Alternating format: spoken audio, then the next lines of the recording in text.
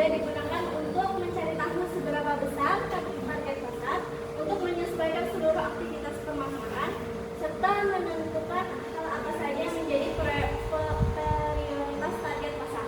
Survei pasar terhadap pasar membantu kompetitor dalam mengetahui strategi paling efektif yang akan digunakan dalam memasarkan produk, sehingga peluang dalam memenangkan persaingan pasar menjadi lebih besar.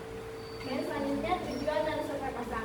Adapun tujuan survei pasar adalah menyampaikan informasi mengenai peluang atau kesempatan untuk memasarkan produk.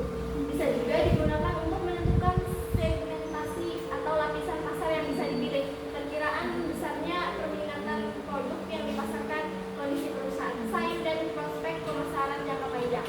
Ada beberapa tujuan riset pasar, di antaranya mengungkapkan karakteristik pelanggan, menjelajahi siapa konsumen yang menjadi target pasar, termasuk aspek demokratis kayak usia, jenis kelamin, dan pendapatan. Terus yang kedua, menganalisis pesaing. Survei ini menggali informasi tentang siapa saja pemain di pasar serta strategi yang mereka terapkan serta kekuatan dan kelemahan masing-masing. Terus yang ketiga itu mengidentifikasi peluang dan resiko. Melalui survei pasar, perusahaan dapat menemukan celah pasar atau tren yang sedang berkembang, sekaligus mengantisipasi resiko dan hambatan yang mungkin timbul seperti perubahan regulasi atau fluktuasi ekonomi. Terus yang keempat, menentukan segmentasi dan perkiraan permintaan. Survei pasar membantu dalam segmentasi pasar yang tepat serta memproyeksikan besaran permintaan produk di berbagai segmen yang kemudian dapat menjadi dasar dalam perencanaan produksi dan distribusi. Terus yang kelima, menguji efektivitas strategi promosi. Evaluasi terhadap berbagai kampanye iklan atau promosi dilakukan untuk mengetahui sejauh mana pesan pemasaran diterima oleh pasar sehingga strategi komunikasi dan pemasaran dapat disempurnakan. Terus metode pengumpulan data. Menurut Rahmatia dan kawan-kawannya, metode pengumpulan data dalam riset pasar umumnya dibagi menjadi dua kategori utama, yaitu data primer dan data sekunder. Data primer itu diantaranya ada wawancara seperti interaksi langsung, tatap muka, telepon atau online untuk menggali informasi mendalam dari responden. Terus data primer lainnya seperti survei kuesioner yang menggunakan formulir dengan daftar pertanyaan yang diisi oleh responden yang dapat dilakukan secara langsung baik online atau melalui telepon. Terus observasi langsung, pengamatan langsung terhadap perilaku konsumen di lapangan untuk menangkap pola dan kebiasaan yang terjadi secara natural.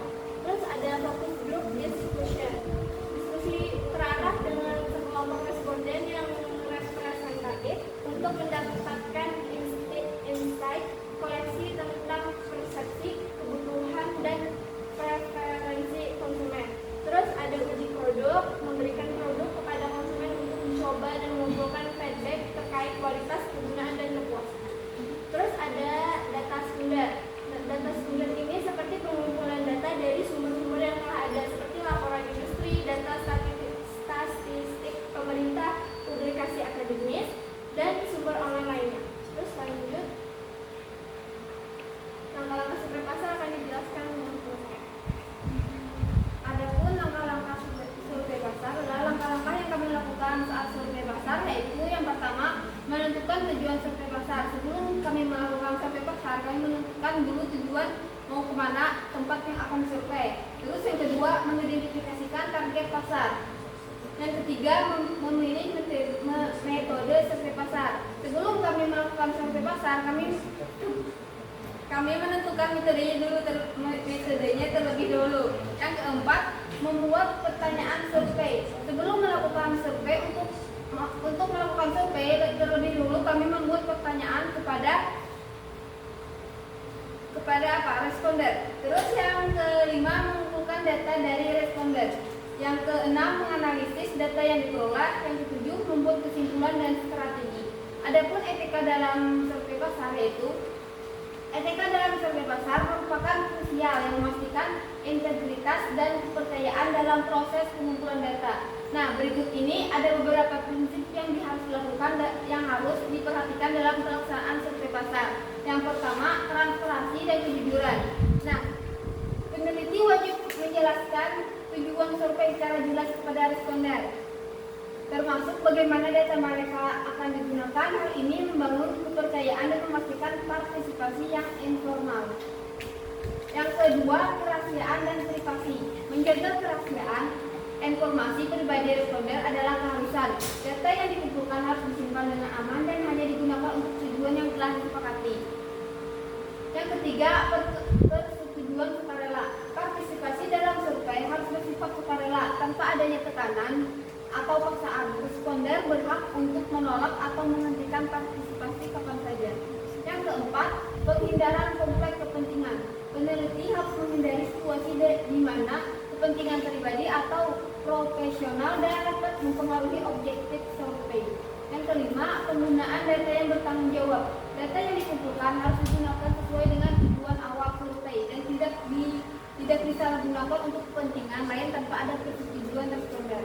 Nah, penerapan prinsip etika ini tidak hanya melindungi hak dan privasi responden, tetapi juga meningkatkan kredibilitas dan validitas hasil survei. Dengan demikian, survei pasar dapat menjadi alat yang efektif dalam pengambilan keputusan bisnis yang beretika dan bertanggung jawab. Selanjutnya, alat dan teknik survei pasar. Menurut Rahmatia dan kawan-kawan, 2024 pengumpulan data melalui survei memerlukan perancangan yang matang dengan melibatkan sejumlah alat dan teknik untuk memastikan data yang akurat, valid, dan dapat dipertanggungjawabkan. Secara garis besar berikut ini adalah teknik yang digunakan dalam survei pasar. Yang pertama, alat survei. Yang pertama digunakan adalah kuesioner. Instrumen utama dalam survei terdiri dari daftar pertanyaan tertutup atau terbuka yang dirancang untuk mengukur persepsi, preferensi, dan perilaku konsumen secara sistematis. Kuesioner sering kali disusun dengan menggunakan skala pengukuran seperti skala Likert untuk memperoleh data kuantitatif yang konsisten. Yang kedua, pedoman wawancara. Digunakan dalam survei wawancara tatap muka, telepon, atau online untuk memastikan setiap pertanyaan diajukan secara konsisten kepada seluruh responden. Pedoman ini membantu menggali informasi secara mendalam dan memperoleh data kualitatif. Yang ketiga, formulir observasi.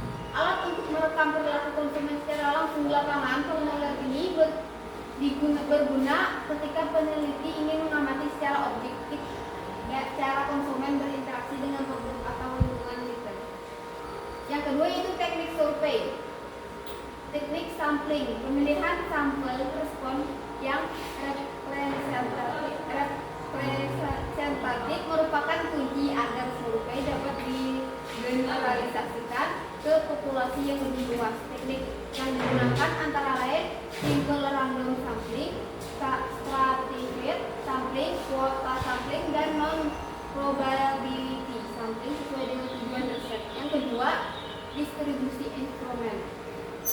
Penentu metode distribusi konsumer atau anak muda lainnya, misalnya secara online, tatap muka, atau melalui telepon agar dapat dikumpulkan secara efisien sesuai karakteristik target pasar.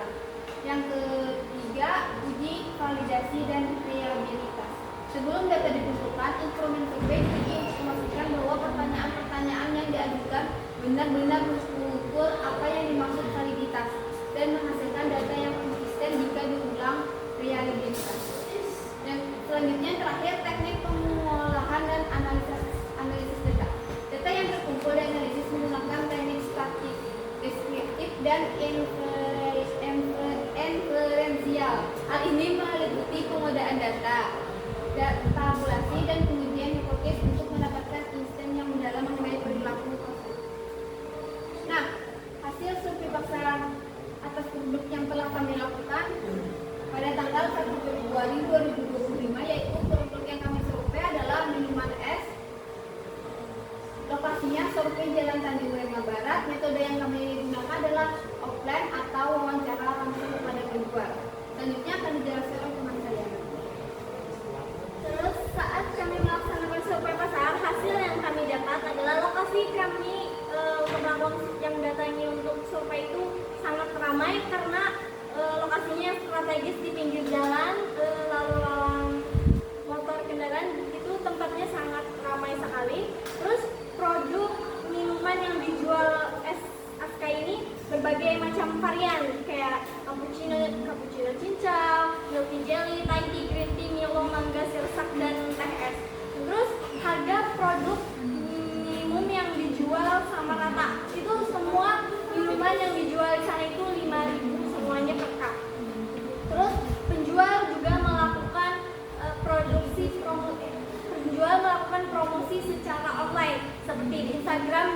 TikTok.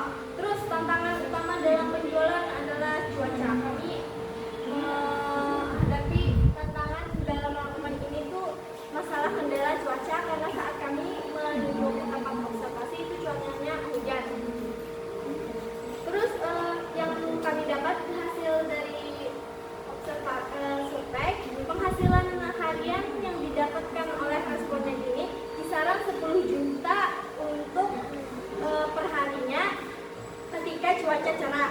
Namun ketika cuaca hujan, responden bilang perharinya itu cuma dapat 5 juta saja.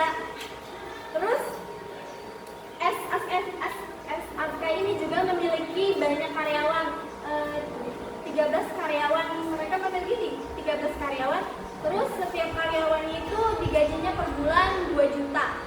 Terus SRK ini juga memiliki cabang lain di Ratu Elok, Banjarbaru. Gitu.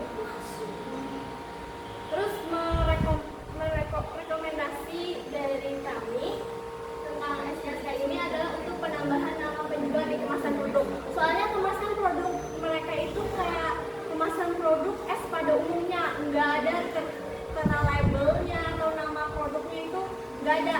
Saran kami sih untuk penambahan nama penjual di kemasannya itu ditambahkan supaya orang-orang lebih banyak tahu bahwa oh ini es anu, es aska ini gitu.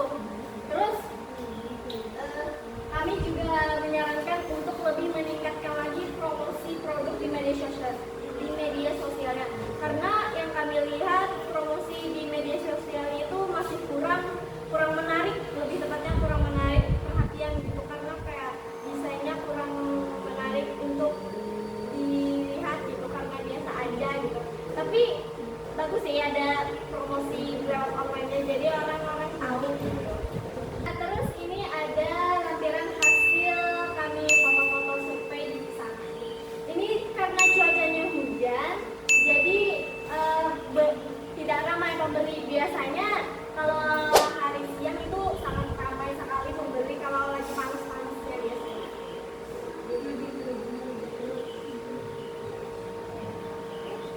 Sekian dari kami. Wassalamualaikum warahmatullahi wabarakatuh.